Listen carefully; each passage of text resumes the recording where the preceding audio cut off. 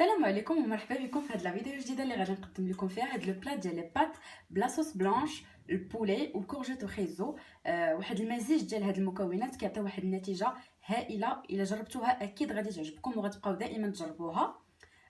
بالنسبه للكورجيت وخيزو، الناس اللي ما كيعجبهمش لو غو ديالها، الا جربتوها ما غاديش تعرفوا بلي انكم كتاكلوا كورجيت ولا خيزو. ما كاينش لو غو ديالها، ولكن كيعطيو واحد المذاق مختلف. غادي نخليكم مع طريقه التحضير والمكونات اللي كنستخدموا بالتفصيل، وكنتمنى تعجبكم الفيديو. بارطاجيوها مع الاصدقاء ديالكم وكليكيو على جيم وخليو لي الاراء ديالكم في لي كومونتير. ولا كنتو اول مره غتزوروا القناه ديالي كليكيو على سبسكرايب.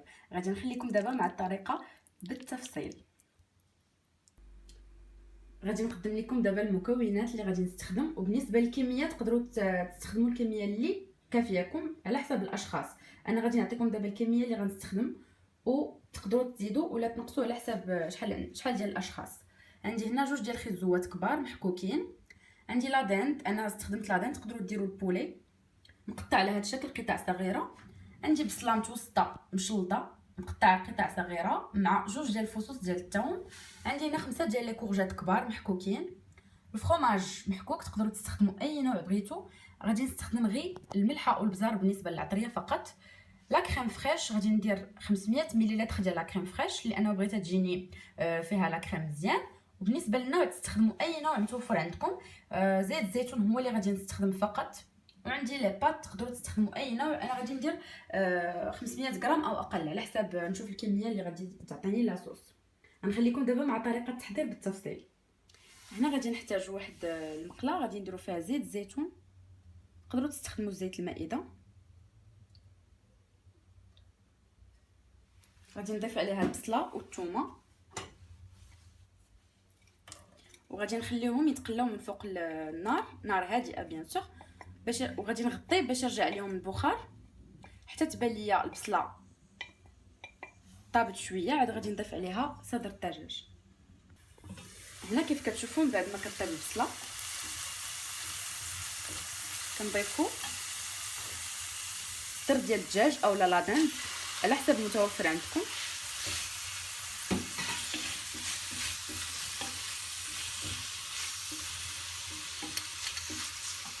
غادي ندير شويه ديال الملح والبزار.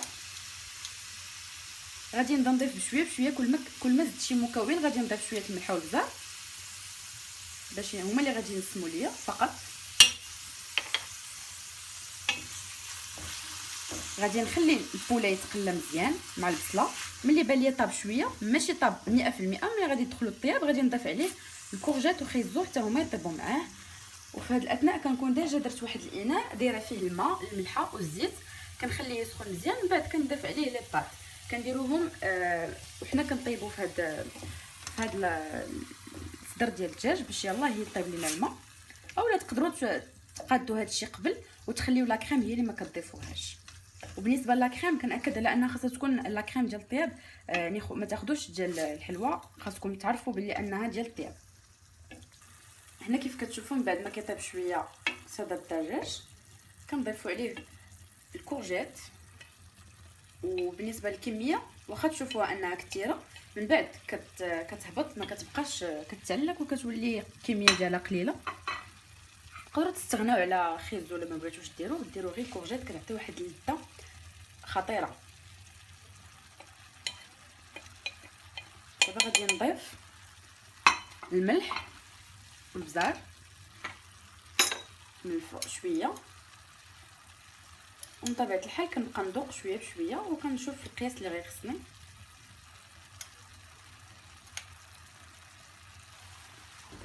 ما غاديش ندير الماء لانه الكورجيت وخيزو غادي يطلقوا الماء ديالهم، ولكن الا خصني غادي نضيف واحد نص كاس ديال الماء.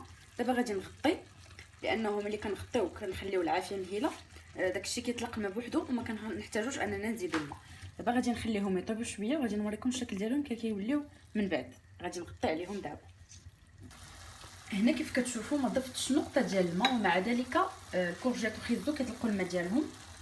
خاصكم غير تغطيوهم مزيان والعافيه تكون مهيله. بالنسبه للناس اللي ما كياكلوش خيزو وكورجيت كوم سالاد بحالي، ديروا هاد لو بلا غادي تحماقوا عليه. كيجي واحد لوغو ديال كورجيت غزال ومعلك داكشي وما كتعرفوش شنو كتاكلوا بالضبط، ما كتعرفوش، ولكن واحد لوغو غزال سورتو ديال الكورجيت. هنا في هذا الوقت غادي نضيف لي بات يتسلقوا، اي نوع بغيتو ديروا غادي نضيفهم في هذا الوقت، وغادي نغطي على هاد الكورجيت وخيزو ولا دانت، غادي نغطي عليهم باش مازال يزيدوا يتعلقوا حتى ما كتبقاش تبان مزيان. هنا من بعد ما كطيب ليا الكورجيت وخيزو وكتعلق كيف كتشوفوا، الا دقتوها ما غتعرفوش باللي راه هذه خيزو ولا كورجيت، ولكن فيها واحد لو غزال. غادي ندير دابا لا كريم فريش ليكيد، ما غادي نغطي دابا ما والو، غادي ندير لا كريم باش طيب شويه. انا غادي ندير كميه كبيره حيت كتعجبني تكون كثيره.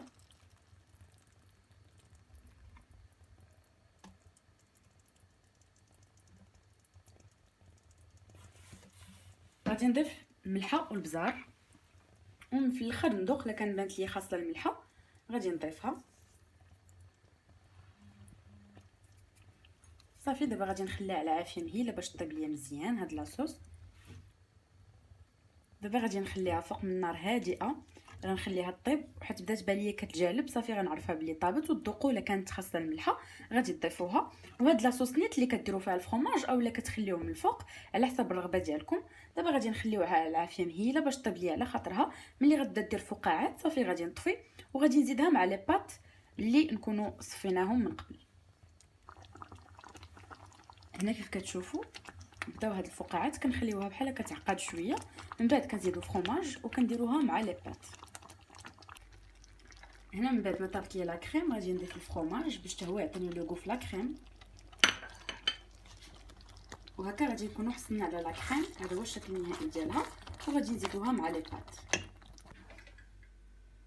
هذا هو الشكل النهائي. غنوضح لكم واحد الحاجه بالنسبه لي بات، اي نوع بغيتو ديروا ضيفوه بشويه بشويه حتى تحصلوا على هاد النتيجه، وتكون لا كريم حتى هي باينه. ما ديروش في مره واحده لي بات، غتبقاو تزيدوا لاصوص بشويه بشويه حتى تحصلوا على هاد النتيجه بحال هكا.